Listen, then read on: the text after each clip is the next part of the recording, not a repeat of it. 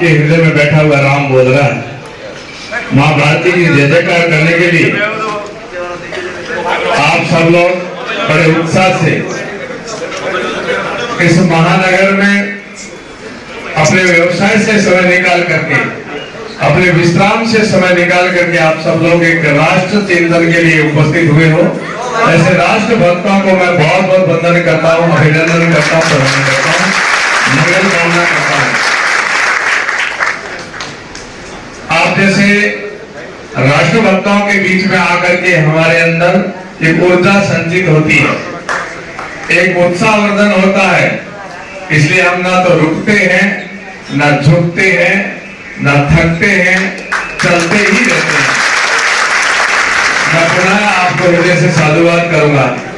थोड़े से संदेश पर आप सब लोग तुरंत आकर के इस पंडाल में, इस भवन में अपनी सादर उपस्थिति दे रहे हैं। मैं मंगल कामना करता हूं आप सबके लिए। निश्चय ही राजनीतिक चर्चा का विषय है। राजनीति से पहले राष्ट्र नीति बहुत जरूरी है। मैं संत होकर के यदि इस क्षेत्र में आया हूं और आप इस पंडाल में आए हो तो राजनीति के लिए नहीं आए हैं, आप राष्ट्र चिंतन के लिए आए हैं। सर्वोपरि कोई भक्ति है तो वो राष्ट्र भक्ति है। आप लोग राष्ट्र भक्त यहां बैठे हैं। पिछला चुनाव पोखरण का हम सबको याद है, या पोखरण क्षेत्र के बहुत सारे सज्जन पुरुष विराजे हैं और यूं कहे तो पूरे राजस्थान के कोने कोने से यहाँ उपस्थित है। पूरा राजस्थान ही यहाँ देख सकता है। और तो जब परिणाम आया उससे पहले पूरा देश पोखरण को देख रहा था और एक आशा भरी किरण से देख रहा था कि पोखरण बहुत अच्छा परिणाम आएगा और हम पूरे देश के अंदर प्रसन्नता के साथ दीपावली मनाएंगे। परंतु जब परिणाम आया तो सबको निराशा हुई, बड़ी भयंकर पीड़ा और निराशा हुई। कई माताएं, बहन, बच्चे और बुजुर्गों ने भोजन तक नहीं किया। पूरे देश के अंदर एक मायूसी की लहर आई। तो सज्जनों, मैं 200 किलोमीटर दूर गया था। मेरा मठ पोखरण से 200 किलोमीटर दूर था और पोखरण विधानसभा आपकी जानकारी में दे दो लगभग 300 किलोमीटर लंबी है। लोकसभा यूं कहें तो हरियाणा या पंजाब या हिमाचल पूरा प्रदेश मान ले तो उससे भी बड़ी है। इतनी बड़ी विधानसभा, मैं बिल्कुल ही नया व्यक्ति, राजनीतिक जानकारी नहीं, और मात्र 9 दिन मिले थे मुझे चुनाव लड़ने के लिए। 9 दिन के अंदर पोखरण की जनता ने अपार स्नेह और साथ दिया, उसमें कोई दो राय नहीं। इसलिए मैं उस समय आप सबने मेहनत करी, इसके लिए भी हृदय से साधुवाद करता हूं। हारते ही पोखरण के लोगों के अंदर एक ग्लानि हुई कि ये कलंक लग गया हमारे, मेरे कारण नहीं, वो हमारे धर्म राष्ट्र के कारण लगा कि कोई संत हार गया। हमारी भावना के कारण लगा, केवल प्रतापरी के कारण नहीं, हमारी परंपरा, हमारी संस्कृति हार गई, इसलिए हमें कलंक लग गया। और उसकी घड़ी की प्रतीक्षा कर रहे थे कि 2023 कब आए और हम वापस कलंक उतार के उज्जवल हो जाएं। मुझे विश्वास है समस्त लोगों का कि वो इस बार इस घड़ी में निश्चय ही अपने कर्तव्य का निर्वहन करेंगे। देश में बैठे हुए लोग भी पुनः पोखरण की तरफ देख रहे हैं कि इस बार पोखरण कोई भी त्रुटि नहीं करेगा और पूरे देश के अंदर 2 बार दीपावली मनाने का अवसर देगा।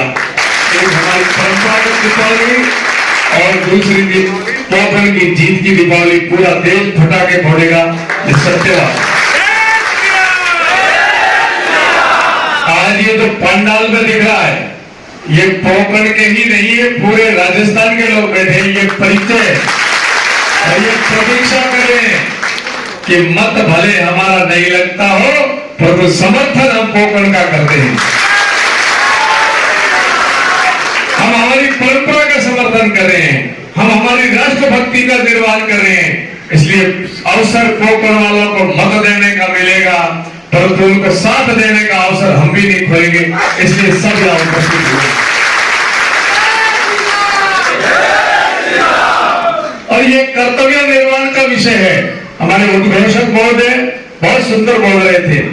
कर्तव्य क्या होता है? मेरा कर्तव्य है, आपका कर्तव्य है, हम सबका कर्तव्य है।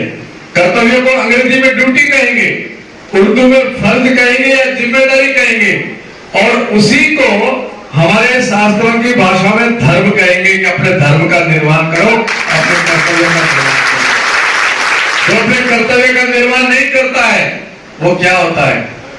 सज्जनों, दो कर्म है, एक पाप और एक पुण्य। कर्तव्य निर्वहन करने वाला पुण्य करता है और कर्तव्य को छोड़ने वाला पापी बन जाता है।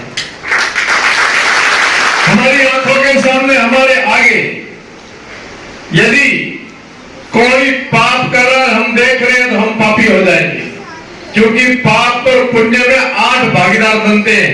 कोई पाप कर्म हो रहा है और हम चुपचाप देखते तो हम भी पापी बनेंगे। देखने वाले को भी शास्त्र कहते पापी है, सलाह देने वाला भी पापी है, साथ देने वाला भी पापी है, और उसको उत्साहवर्धन करने वाला भी पापी है, और खुद तो है ही पापी। इसलिए हमारे आंखों के सामने यदि ऐसा कोई पाप कर्म होगा तो उसके भागीदार हम भी बनेंगे। पुण्य कर्म में भी 8 भागीदार होते हैं। आज का आयोजन जिन्होंने आयोजित किया वो पुण्य के लाभार्थी बने हैं। जिन्होंने हमें बुलाया, जिन्होंने सहयोग किया, जो आए, जिन्होंने साथ दिया, वो सब के सब इसके भागीदार बनेंगे। इसलिए इस समय हम सब लोग एक ही ध्येय, एक ही धर्म की तरफ बढ़ेंगे। वो भक्ति है राष्ट्र भक्ति। निश्चय ही अपनी अपनी विचारधारा है। तार्किक व्यक्ति तर्क करेगा और कुतर्क भी करेगा, परंतु ये सर्वमान्य सबको मानना पड़ेगा कि भारत का इस समय जो दौर चल रहा है, स्वर्णिम दौर चल रहा है। भारत उच्च शिखर की तरफ बढ़ रहा है कि नहीं बढ़ रहा है? भारत विश्व गुरु बनने की तरफ बढ़ रहा है कि नहीं बढ़ रहा है? भारत महाशक्ति बनने की तरफ बढ़ रहा है कि नहीं बढ़ रहा है? 2-3 प्रमाण हमारे सामने आप देख लीजिए। प्रमाण छोटे से देखें। जब पहले भारत के प्रधानमंत्री ज्यादा विदेशों में जाते थे तो हमारे प्रधानमंत्री कहीं पीछे लुकते छुपते दिखते थे, और अब प्रधानमंत्री विदेशों में जाते हैं तो सबसे पहले वो आगे खड़े हुए मिलते हैं। पूरे विश्व के राष्ट्रपति उनके पीछे खड़े दिखते हैं। ये प्रमाण है। और हमारे प्रधानमंत्री को कोई दूसरे देश का प्रधानमंत्री चरण स्पर्श कर ले, इससे बड़ी क्या श्रद्धा होगी। वो प्रधानमंत्री का व्यक्ति से नहीं कर रहा है, वो पूरे भारत को प्रणाम कर रहा है और पूरे भारत का सम्मान। 2 महाशक्तियां लड़ रही है, यूक्रेन और रशिया। जब लड़ाई चलती है तो ऐसे थोड़ी तोपें झुकती है, उनका समझौता होता है, वार्तालाप होती है, तब युद्ध बंद होता है। तो आप सबने देखा था, भारत के विद्यार्थी जब तिरंगा लेके निकले, दोनों देशों की तोपें उनके सलामी में झुक गई थी। केवल अपने ही बच्चे नहीं, पड़ोसी पाकिस्तान के बच्चे भी डरते हुए तिरंगा लेके निकले तो वो भी पार हो गई। ये भारत की ताकत है। जंगल से लेकर के कश्मीर तक, वही कश्मीर हमारा है जहां तिरंगा नहीं फहराया जाता था, और कश्मीर से लेकर जंगल में तक जो तिरंगा फहरा वही भारत आज का भारत है। राष्ट्र के विकास में जो हम अग्रसर होते जा रहे हैं, ये भारत का सच्चा चित्रण है। भारत निश्चय विश्व गुरु बनने की तरफ आगे बढ़ रहा है। भारत महाशक्ति बनने के लिए अग्रसर हो रहा है। अब तय करना है कि हमें कहां खड़ा रहना है। भारत को विश्व शक्ति के बनाने वाले के साथ खड़ा रहना है, अथवा खड़ा रहना है। और ये जो अभी होगा 2025, ये 2023 में 25 तारीख को मतदान होगा। क्या होगा? मतदान होगा। कितने प्रकार के दान होते हैं? बहुत दान सुने होंगे आपने। बुद्धि दान, मतदान, विद्यादान, कन्यादान, धन दान, अन्नदान, भूमि दान, सब दान है ना। और ये मतदान अब बताइए दान किसको करना चाहिए, सुपात्र को या कुपात्र को? सुपात्र को दान दिया सो दिया, कुपात्र को दान दिया न दिया। और ये जो है मतदान का अर्थ होता है मति का दान, मेरे विचारों का दान, मेरी अभिव्यक्ति, मेरी सहमति। और वो दान यदि किसी कुपात्र की झोली में चला गया तो जो वो पाप करेगा वो मतदान देने वाले को भी पाप करेगा, वो मतदान देने वाले को भी पाप लगेगा, क्योंकि 8 प्रकार के भागीदार होते हैं। इसलिए ये मतदान मेरे लिए नहीं है। हम मांगने आए थे, आते रहेंगे। सर्वर तरवर संत जन हमारा काम है, परमार्थ करेंगे, परोपकार करेंगे। और आप बहुत सारे लोग बैठे, जब गुरु जी का भंडारा हुआ मैं धन्यवाद करूंगा और आशीर्वाद और मंगल कामना करूंगा आप सबको, विशेष करके जावल, सिरोही, पाली, बाड़मेर, जैसलमेर के लोगों का, जिन्होंने भंडारे को संपन्न और सफल करने के लिए तन मन धन से सहयोग किया था। उस समय में मठे के लिए आया था मांगने के लिए, कभी गौशाला के लिए आए हम लोग, संत लोग। हम झोली लेके आपके बीच में आते रहते हैं, आते रहेंगे, परंतु इस बार हम झोली लेके आए हैं वो मठ के लिए नहीं, गौशाला के लिए नहीं, स्वयं के लिए नहीं, देश की झोली लेके आए हैं। देश के लिए मांगने आए आपसे, ये मतदान देश की झोली में देना है, राष्ट्र को मजबूत करना है, तो निश्चय ही हम अपने आप मजबूत हो जाएंगे। देश के लिए हम सबको चिंतन करना है। और आज एक राष्ट्र यज्ञ होने जा रहा है 23 तारीख 2023 और 25 तारीख को। राष्ट्र यज्ञ में सबकी आहुति लगनी चाहिए कि नहीं लगनी चाहिए? जो भाग्यशाली होते हैं उनकी आहुति लगती, दुर्भाग्य से कोई रह जाता है तो उसको पश्चाताप होता है कि 5 साल बाद कोई राष्ट्र यज्ञ हुआ और उसमें मेरी आहुति नहीं लगी। इसलिए मतदान की आहुति आप सबको राष्ट्र यज्ञ में देनी है। और राष्ट्र यज्ञ में दी हुई आहुति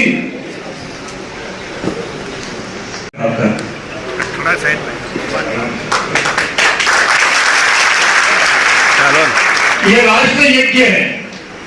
मैं तो संत के नाते आपको केवल आह्वान करने आया हूं। संत का और ब्राह्मण का धर्म यही है कि यजमान को प्रेरणा करे कि यज्ञ करो। तो हम लोग तो आपको प्रेरणा देने आए कि ये राष्ट्र यज्ञ है, इसमें आहुति आपको देनी है। और आहुति दे करके जो परिणाम आएगा वही आपके लिए प्रसाद है, वही आपके लिए आशीर्वाद है। और किसी भी प्रकार से चूकना नहीं इस बात, क्योंकि भारत इस समय स्वर्णिम दौर में गुजर रहा है। हमारा मतदान कितना महत्वपूर्ण आप सब जानते हो। आप साहब बोले हैं एमएलए व्यक्ति केवल व्यक्ति नहीं होता है, एमएलए का मतदान राज्यसभा में भी लगेगा और वो राज्यसभा और लोकसभा दोनों मिलकर के देश की नीतियां बनाते हैं और उस पर देश चलता है। यदि राज्यसभा में सदस्य कम पड़ गए तो धारा 370 भी नहीं आ सकती थी, राम मंदिर भी नहीं बन सकता था। इसलिए हमें देश में आमूलचूल परिवर्तन करना है और स्वर्णिम दौर में देश को पूरे खड़ा करना है। तो अपने मतदान का बहुत बड़ा महत्व है, उसको समझना है। कहीं कुपात्र की झोली में नहीं चला जाए और कहीं हम निठल्ले बैठे ये नहीं सोचे कि मतदान से क्या फर्क पड़ता है। बहुत बड़ा फर्क पड़ता है। लेकिन तो संकल्प हो के देश को खड़ा करने में देश के साथ खड़े रहना पड़ेगा। आज मैं संत हो गया आपके बीच में हूं, मैं मेरे कर्तव्य का निर्वहन करता हूं। मैं 200 किलोमीटर दूर जाकर के चुनाव क्यों लड़ा? क्या मेरे क्षेत्र में जहां मठ है वहां मुझे चुनाव नहीं लड़ा सकते थे? मुझे पहले भी प्रस्ताव आए थे, 2 बार आए थे, मैंने मना किया कि मुझे चुनाव नहीं लड़ना है। और ये मैं कई बार कह चुका हूं, 200 किलोमीटर दूर गया और 2018 में मात्र एक सन्यासी था जो चुनाव लड़ा था। 200 विधानसभा में मुझे सौभाग्य मिला था, क्योंकि 200 किलोमीटर जाकर के मैंने जो चुनौती स्वीकार करी थी वो एक मेरी आहुति थी, देश के लिए। पद और पैसे के लिए राजनीति हम नहीं करना चाहिए। हमारे हमारे जीवन का आधार राजनीतिक नहीं है, हमारे जीवन में राजनीतिक सेवा का आधार है। हम सेवा का आधार बना करके गए हैं।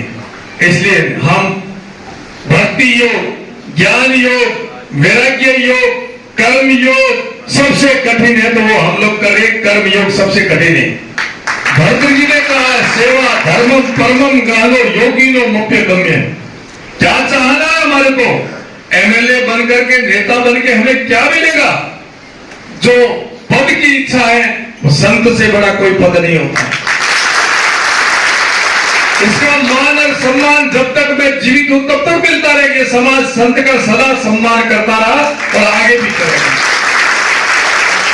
नेता तो जब तक है कुर्सी पर तब तक उनको वो सम्मान मिलेगा। पैसे की चाहना नहीं। इस समय भी समाज पूरा मठ, मंदिर, धर्मशाला, गौशाला सब आप लोग चलाते तो आगे भी चलाएंगे। न पैसे की भूख है, न पद की चाहना है, केवल मात्र एक है राष्ट्र भाव है। राष्ट्र वंदना के लिए, सेवा के लिए ये कर्तव्य निर्वहन करना पड़ेगा। दिन रात इदम राष्ट्राय इदं नामम, देश के लिए हम कुछ कर पड़े, क्योंकि ये काल हमारा है, ये समय इस समय हमारा है। हम जो करेंगे वर्तमान में वही तो इतिहास में लिखा जाएगा कि उस समय जो घटना घटी थी देश में, उस समय जो हो रहा था, उस समय कौन कौन था, उन्होंने क्या भूमिका निभाई थी। यदि हम देश के साथ खड़े होंगे तो हमारा नाम वहां लिखा जाएगा स्वर्णिम अक्षरों में और हमें याद करेंगे। फलाने समय हमारे दादाजी, हमारे गुरुजी, हमारे भाई जब ये देश जब स्वर्णिम दौर में गुजर रहा था तो उसके साथ खड़े थे और सामने खड़े होंगे तो उस पलड़े में लिखा जाएगा कि देश में विघ्न पैदा करने वालों के साथ खड़े थे। इसलिए हमारा कर्तव्य बनता है वर्तमान में कि हमें कहां खड़ा रहना है, कहां खड़ा रह करके क्या निर्णय लेना है। वर्तमान काल तय करें। 20, 25 नहीं 50 और 100 वर्ष का एक मानसिक चित्रण होना चाहिए कि मेरा देश कैसा हो।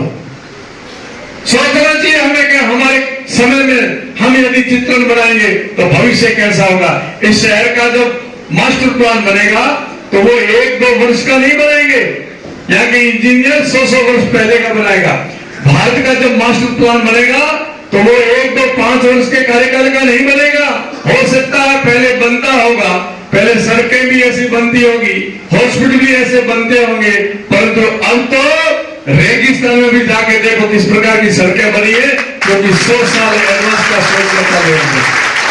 आने वाला भारत कैसा हो, भारत का क्या निर्माण करना चाहिए, भारत में कौन सी व्यवस्था करनी चाहिए जिससे भारत विश्व गुरु था और पुनः विश्व गुरु बनकर के देश नहीं पूरे दुनिया को प्रतिनिधित्व करे। इसलिए मुझे सौभाग्य मिला है, मुझे पुनः भारतीय जनता पार्टी ने आपके विश्वास पर पुनः मुझे उस क्षेत्र में उतारा है। आपके विश्वास पर यह उतारा है कि जनता बाप जी के साथ खड़ी रहेगी और मुझे आप पर विश्वास है कि हमारे ऊपर जो कालिक लगी है, कलंक लगा है, वो उतार के रहेंगे और इस बार जय जयकार करके रहेंगे। महाराणा प्रताप स्वाभिमान के लिए लड़े थे। वो यदि चाहते स्वार्थ में पड़ते तो उनको बहुत सारा प्रलोभन दिया गया था, परंतु वो आज इतिहास के पन्नों में और हमारे हृदय में आदर्श पुरुष नहीं कहलाते, क्योंकि उन्होंने देश के लिए, स्वधर्म के लिए सब सुख छोड़े और लगे थे। महाराणा प्रताप के साथ में और भी लगे थे। उनकी सेना को देखो, आप राणा पूजा को देखो, कौन कौन योद्धा थे, मीणा थे, भील थे और थे, जितने भी राष्ट्रभक्त थे वो सब महाराणा प्रताप की सेना में आके खड़े हो गए कि हम भी महाराणा प्रताप, आप अपने को अकेला मत समझो, हम सब आपके साथ हैं। सेना तैयार हुई, गढ़लिया लोहार जिन्होंने कहा हम घर छोड़ेंगे, परंतु हथियार आपके कम नहीं पड़ने, हथियारों की आपूर्ति दिन रात हथियार बना करके आपको देंगे। वो महाराणा प्रताप के साथ स्वाभिमानी लोग खड़े हुए, भामाशाह खड़े हुए कि आपकी सेना और आपके लिए धन का तो कम बढ़ रहा है, आप चिंता मत करिए, धन सारा आपको समर्पित कर देंगे। ठीक ऐसे ही महाराणा प्रताप हो या प्रतापपुरी हो,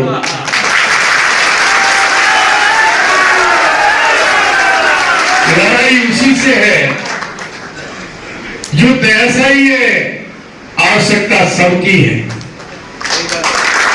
तन से, मन से, धन से इसको राष्ट्र को मजबूत करने के लिए हम सबको आहुति देनी पड़ेगी। तो दिल तन किस काम का, मन किस काम का, धन किस काम का, जब हम देश को ही समर्पित नहीं कर सकते तो ये तिजोरिया राम जाने आने वाले समय में कौन इनका मालिक बनेगा, इन मंदिरों के कौन मालिक बनेंगे, कैसे लोग बनेंगे। ले अभी से 20, 25 और 100 वर्ष का एक चित्र दिमाग में रखें कि मेरा भारत कैसा हो। तो देश के लिए हमें समर्पित भाव से, पोखरण एक अकेला नहीं है, पोखरण तो हमारा प्रतिष्ठा का विषय है। पोखरण हम सबको स्वीकार करके इस बार जय जयकार करना है। मतदान पोखरण वाला का होना है। मैं पोखरण के समस्त उपस्थित सज्जनों को कहने आया हूं कि आप तो 100% वहां पहुंचे। ऐसा नहीं सोचा कि हम कैसे जाएंगे, क्या करेंगे। विवाह शादी जब होती है घर में, तब आप अपने स्व धर्म को निभाते हुए अपने स्वयं के खर्चे से जाते हो। ठीक है, ऐसे राष्ट्र धर्म को निभाने के लिए आपको 5 वर्ष में एक बार आपको जाना ही चाहिए।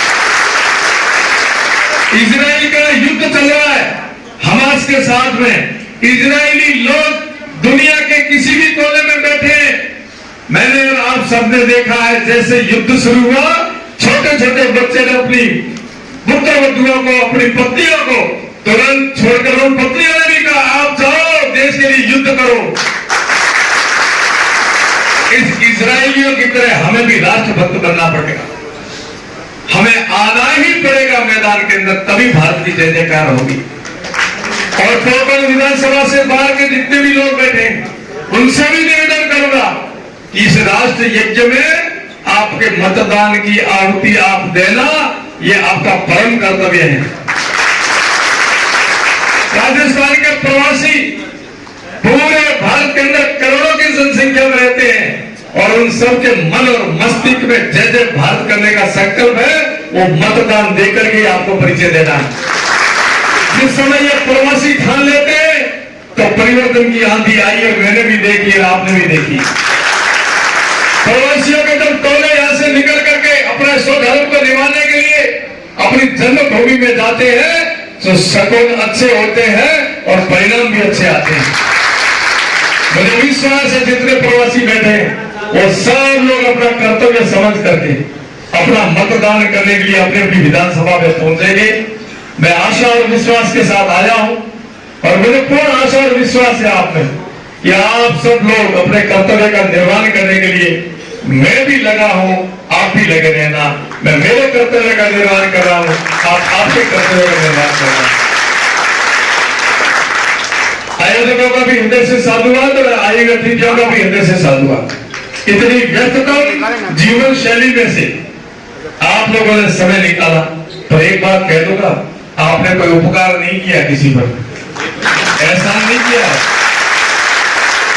ऐसा नहीं किया, ना मेरे पर किया ना और किसी पर किया। ये आपने अपने कर्तव्य का निर्वहन किया है। आपने अपने कर्तव्य का निर्वहन करके आपने परिचय दिया कि हम देश के साथ खड़े, तो हमारा उत्साह वर्धन होता है। हम लोग दिन रात चलते हैं ना, ये आपके इस उत्साह वर्धन के कारण चलते हैं। हम लोग लगे रहेंगे, आप भी लगे रहना। जब तक जय जयकार नहीं होती तब तक रुकेंगे, क्योंकि कहा कार्य व साधे देह व पाते, जब तक काम सिद्ध नहीं करूंगा तब तक रुकूंगा नहीं। और काम को सफल करने के लिए खुमारी चढ़नी चाहिए, पागलपना चलना चाहिए, दीवानगी आनी चाहिए आपके अंदर, जुनून होना चाहिए आपके अंदर। और दुनिया के लोग आपको कहेंगे आदमी तो पागल हो गया इस काम के पीछे, तभी सोचना आपको सफलता मिलेगी। देखिए अपने इस समय के मोदी जी, योगी जी को देखिए, वो कितना परिश्रम करते हैं, रात दिन राष्ट्र के लिए चिंतन करते हैं। ना उनके अंदर व्यक्तिवाद है, ना उनके अंदर जातिवाद है, और केवल राष्ट्रवाद के लिए रातों रातों जगते और परिश्रम करते हैं। छोटी सी हम भी हमारी भूमिका निभा रहे हैं अपने अपने क्षेत्र में। मैं भी प्रतिदिन 700-800 किलोमीटर अनुमानतः यात्रा करता हूं प्रतिदिन। महीने की 20 से 25,000 यात्रा होती है। क्या हम अपने लिए कर रहे हैं? ये मेरा कर्तव्य निर्वहन कर रहा हूं, कोई ऐसा मैं भी नहीं कर रहा हूं। ठीक है, अपना कर्तव्य बोध करके आपको भी करना है कि मेरा कर्तव्य बनता हूं, मैं करूंगा। जिस दिन व्यक्ति को अपने कर्तव्य का बोध हो जाता है और उस दिन हमें कोई रोक नहीं सकता। राष्ट्र के प्रति मेरा कर्तव्य बनता है, उसका निर्वहन संत के रूप में मैं करूंगा और आपके रूप में आप करोगे। इन्हीं आशाओं के साथ पुनः मैं मारवाड़ी में कहावत है, पीड़ा चावल देना हो, जितना भी पोकरण वाला बेटा होने